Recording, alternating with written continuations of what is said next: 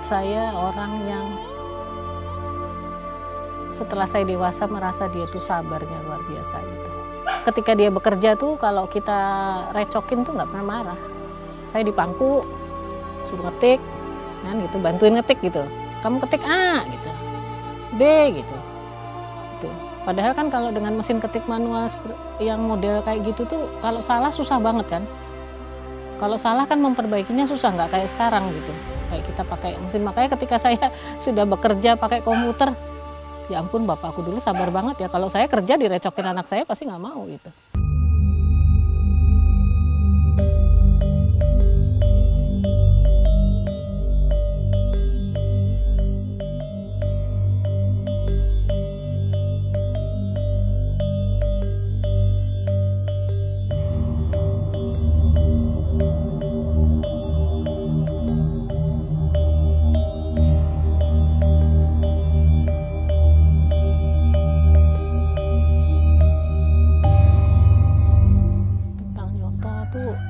Sedikit sebenarnya ya saya tahu dia bapak saya, kecuali itu ya itu dia, saya tahu dia ketika itu saya hanya tahu dia aktif di Leka, dia bekerja di Harian Rakyat sebagai anak-anak, itu yang saya tahu.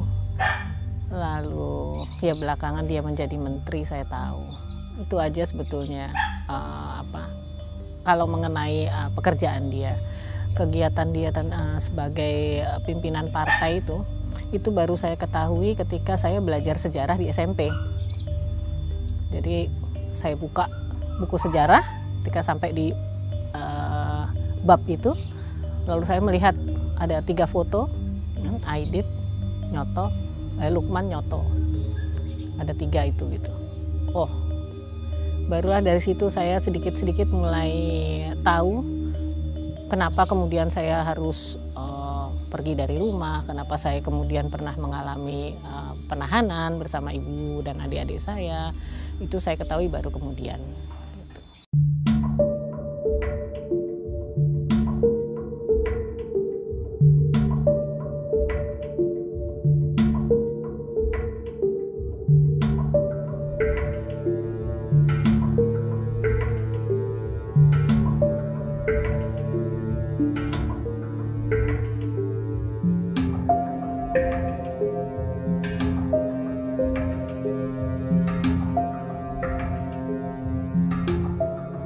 Teman-temannya bapak saya sering ke rumah pasti saya tahu. Tapi dalam kegiatan apa itu yang saya nggak ngerti gitu. Zaman anak-anak itu pokoknya tahunya itu tamunya bapak saya. Nggak banyak ya, saya nggak begitu tahu. Pokoknya kalau datang ya udah itu temennya bapakku gitu. Itu Om Aidit, itu Om Lukman, itu Om Disman kayak gitu tahu. Tapi saya nggak begitu nggak punya kesan tertentu sih gitu.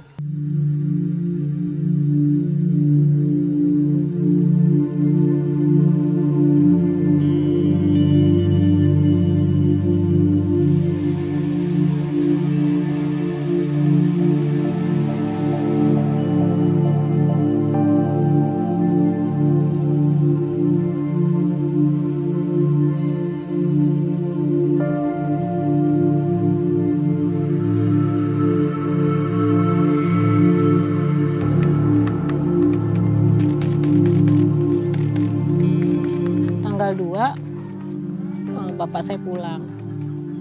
Tanggal 2 bapak saya pulang. Terus saya nggak tahu prosesnya gimana, pokoknya kami harus pergi dari rumah. Kami dibawa pergi dari rumah itu. Sampai akhirnya terpisah dari bapak saya, ibu saya, dan anak-anak. Tinggal di sebuah rumah di Gunung Sahari itu. Tentara lah. Tentara, Angkatan Darat. Terus ya udah. Semua dibawa ke penjara gitu.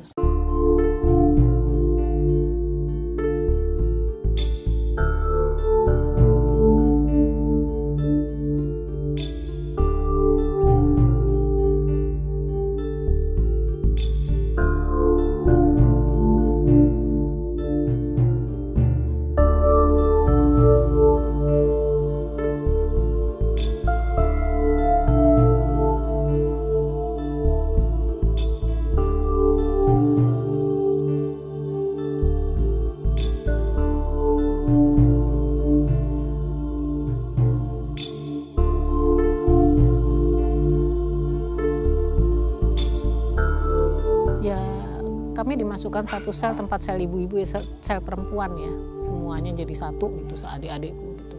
Ya ada banyak perempuan, saya nggak ingat sih ada berapa, tapi ada banyak penghuni lain sudah ada nempatin situ. Selnya memang ya bisa pakai rame-rame, jadi lumayan besar, meskipun akhirnya kalau tidur ya harus empet-empetan gitu.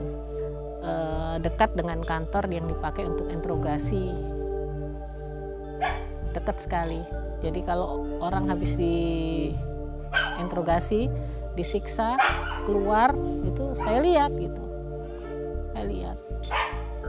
Nah itu bagian yang sampai sekarang membuat saya trauma pada melihat yang berdarah-darah. Macam-macam. Kalau yang nyata saya lihat sendiri dan saya pahami waktu itu hanya cambuk yang bentuknya dari ekor ikan pari. Nah itu soalnya karena ada di meja, dan saya kalau pagi itu membersihkan meja itu kan, suruh membersihkan ruangan itu gitu loh, buangin puntung rokok gitu kan, nyapu gitu. Kalau pagi itu tugas saya tuh. Ada tahanan perempuan yang bertugas, lalu saya disuruh bantuin gitu.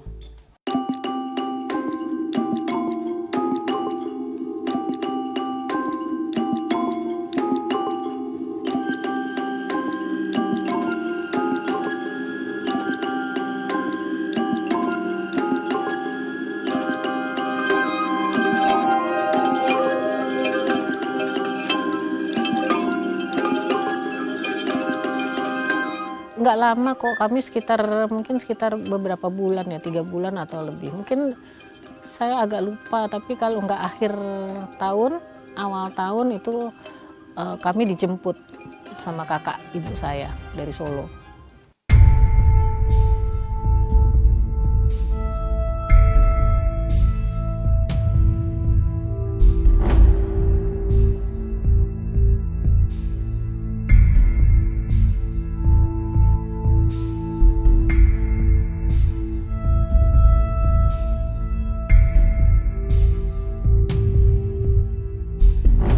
Bapak nggak ketemu lagi.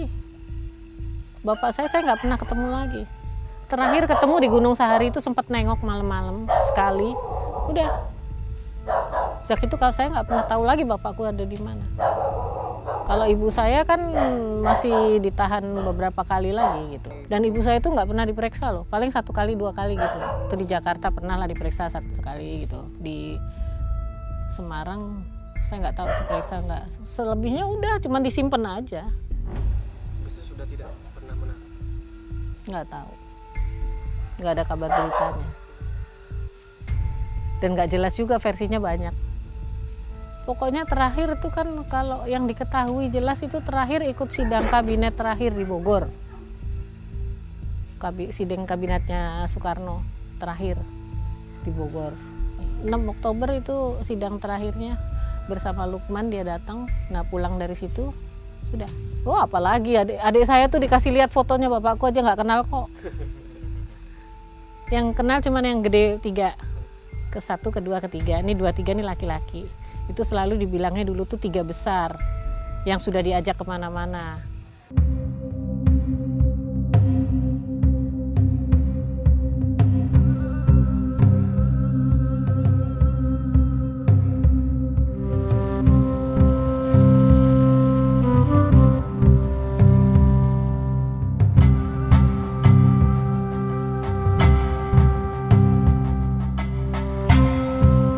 Mengumpulkan juga sebetulnya novel-novel yang ada hubungannya dengan yang berlatar belakang peristiwa 65 seperti ini, tapi nggak banyak yang di luar sih seperti ini. Aduh nggak sampai deh. Ada Merdeka Square, ada pulangnya nggak ada di sini.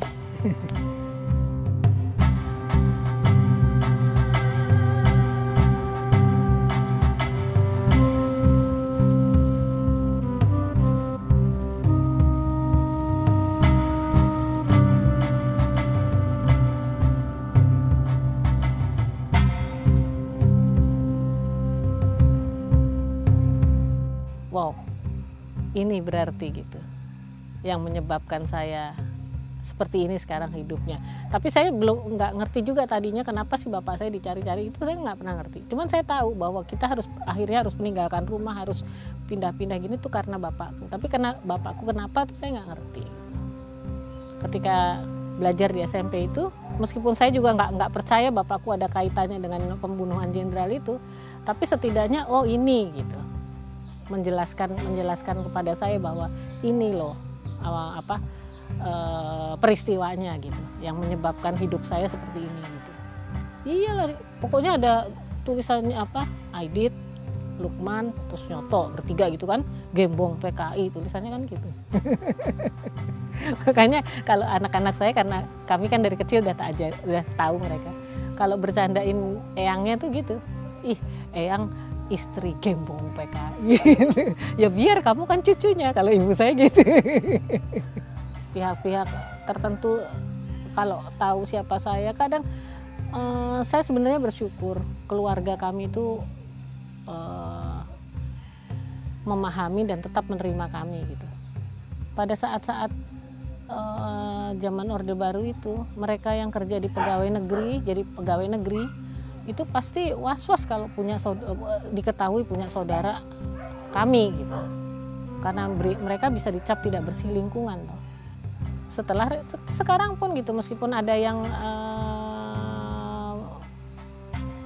benar baik gitu, tapi juga ada yang dan itu tidak hanya orang yang bodoh-bodoh loh. Saya pernah harus pergi dari sini beberapa bulan.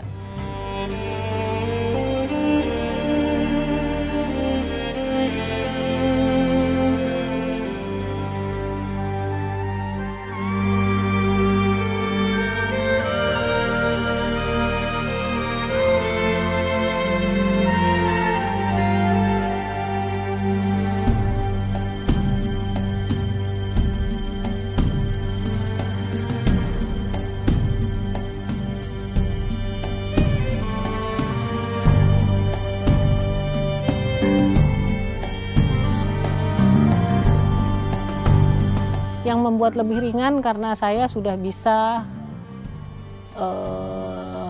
memiliki identitas saya sendiri gitu. Saya kan pakai nama saya Svetlana aja baru tahun 87 loh. Itu juga karena tidak seizin ibu saya nggak boleh saya pakai nama Svetlana, takut dia, karena itu namanya Rusia banget kan. Tapi setidaknya saya sudah bisa tampil sebagaimana saya adanya gitu. Itu yang paling berat buat saya, itu menyembunyikan identitas sebetulnya.